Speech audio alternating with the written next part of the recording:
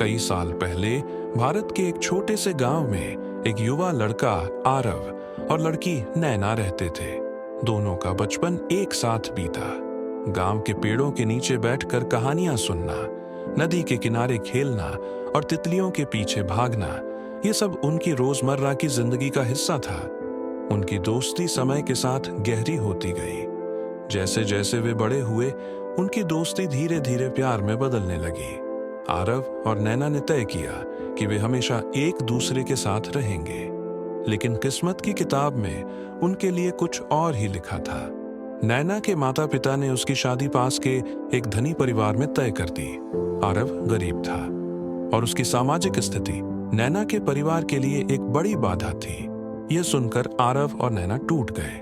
उन्होंने अपने प्यार को बचाने की कोशिश की, लेकिन नैना के माता पिता के आगे उनकी एक न चली। शादी के बाद नैना को शहर जाना पड़ा। आरव गांव में अकेला रह गया। उसने अपने दर्द को छिपाने के लिए मेहनत करना शुरू किया। उसने खेती में नई तकनीकें अपनाई और धीरे धीरे गांव का सबसे सफल किसान बन गया।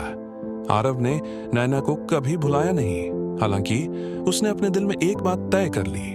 वह अपने प्यार को एक अभिशाप नहीं बल्कि प्रेरणा बनाएगा। उसने खुद से वादा किया कि वह कभी प्यार करना नहीं छोड़ेगा।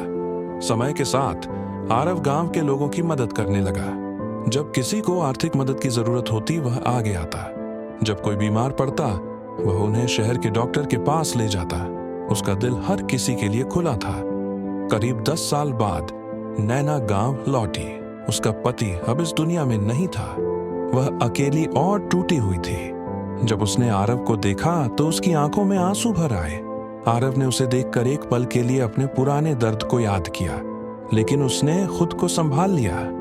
आरव ने नैना का स्वागत किया। उसने उससे कोई सवाल नहीं किया, न ही कोई शिकायत की।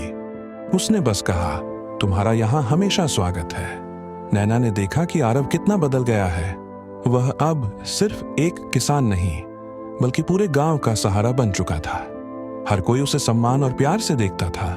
नैना ने उससे पूछा, तुमने मुझे कभी माफ किया?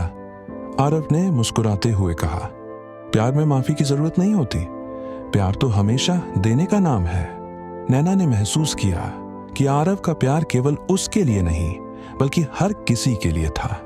वह एक ऐसा इंसान बन चुका था जिसने अपने दर्द को दुनिया के लिए रोशनी बना दिया था। आरव और नैना ने मिलकर गांव में एक स्कूल और एक अस्पताल बनवाया।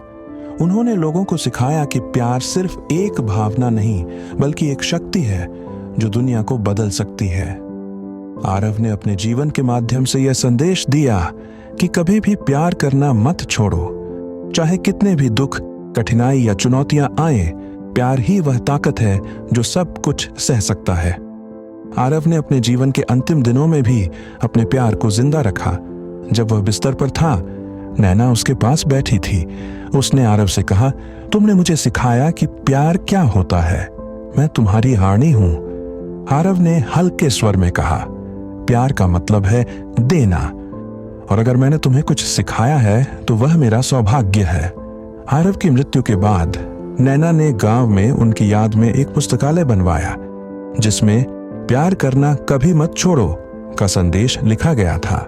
यह पुस्तकालय पूरे क्षेत्र के लिए प्रेरणा का स्रोत बन गया।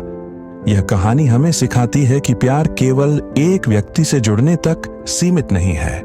यह एक ऐसी भावना है जो हमें बेहतर इंसान बनाती है। चाहे कितनी भी मुश्किलें आएं, हमें अपने दिल में प्यार को बनाए रखना चाहिए, क्योंकि प्यार ही वह शक्ति है जो दुनिया को बदल सकती है। प्यार करना कभी मत छोड़ो, क्योंकि यही जीवन की असली पहचान है।